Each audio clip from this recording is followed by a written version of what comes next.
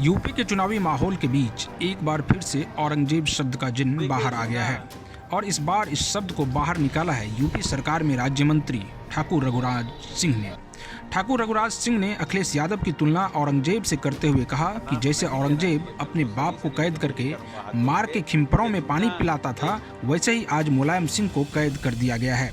अखिलेश जब चाहते हैं उन्हें बुला लेते हैं, जब चाहते हैं उन्हें बैठा देते हैं। वहीं उन्होंने ये भी कहा कि अगर अखिलेश यादव मुलायम की सेवा कर रहे होते तो प्रतीक यादव की पत्नी बीजेपी में शामिल नहीं होती। प्रतीक यादव की पत्नी अपर्णा यादव इसलिए बीजेपी में आई हैं क्योंकि वो मुलायम सिंह यादव की सेवा कर रही हैं, जबकि अखिलेश यादव तो औरंगजेब हैं। देखिए, अखिलेश यादव औरंगजेब हैं ये दूसरे, और जैसे औरंगजेब ने अपने बाप को कैद करके मार के खिपरा में पानी पिलाते थे, ऐसे ही आदरणीय मुलायम सिंह जी को उन्होंने कैद कर दिया है, उनको बंद कर दिया है। घर में बंद है आदरणीय मुलायम सिंह जी। जब चाहते हैं जब बुला लेते हैं, जब चाहते हैं जब उनको घर में बिठा देते हैं। तो इसलिए ऐसे औरंगजेब के विषय में मुझे कुछ नहीं कहना। आदर सम्मान नहीं करते ये क्या अखिलेश जी का, अखिलेश इनका, मुलायम का? नहीं करते। वो सेवा कर रहे होते तो आज प्रतीक यादव की पत्नी हमारे बीजेपी में नहीं आई होती। आज प्रतीक यादव की अपर्णा यादव जो हैं बीजेपी में इसलिए आई हैं कि सेवा वो कर रही हैं, और ये तो औरंगजेब हैं। तो क्या पिताजी को कैद कर रखा है उन्होंने? बिल्कुल कैद कर रखा है उन्होंने। जैसे औरंगजेब ने अपने बाप को कैद किया था, ऐसे ही उन्होंने आज अपने पिताजी को कैद कर रखा है, आदरणीय मुलायम सिंह जी को। धन्यवाद। जब उनसे राकेश टिकैत के बारे में पूछा गया तो उन्होंने कहा कि राकेश टिकैत के बारे में उन्हें कुछ नहीं कहना है। राकेश टिकैत ने कृषि कानून के धरने पर बैठने से 45 दिन पहले ही कहा था कि ऐसा कानून ना आज तक आया ना आएगा।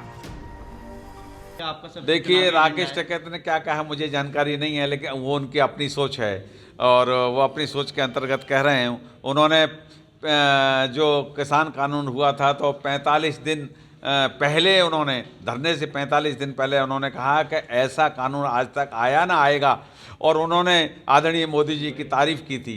उसके बाद वो 45 दिन बाद धरने बैठ गए। तो ऐसे व्यक्ति के विषय में क्या कहूँ, कुछ कह नहीं सकता हूँ। वहीं जिन्ना पर ठाकुर रघुराज प्रताप सिंह ने कहा कि जिन्ना इस देश के रोल मॉडल नहीं हो सकते। जिन्ना एक विलेन की भूमिका में थे। उन्होंने हिंदू मुस्लिम बंटवारा किया, हिंदुओं पर अत्याचार किए। उसका नाम लेने से भी मेरी जीभ खराब हो जाती है। हम सुभाष चंद्र बोस को महान पुरुष मानते हैं। देखिए, जिन्ना इस देश के रोल मॉडल नहीं हो सकते। जिन्ना एक विलेन की भूमिका में थे। जिन्ना ने हिंदू मुसलमान बंटवारा किया, हिंदुओं पर अत्याचार किए। मैं ऐसे जिन्ना को कदापि स्वीकार नहीं कर सकता, और जिन्ना इस देश में, जिन्ना का नाम नहीं लेना चाहिए। मैंने तो सभी से निवेदन यही करूंगा हाथ जोड़ के कि जिन्ना एक विलेन था, और जिन्ना ने इस देश का बंटवारा किया 1943 में यूनिवर्सिटी के अंतर्गत। इसलिए जिन्ना का नाम लेना भी मेरी जीभ खराब हो जाती है। मैं आप लोगों से भी निवेदन करूंगा कि जिन्ना का नाम न लिया जाए, क्योंकि देशद्रोही था।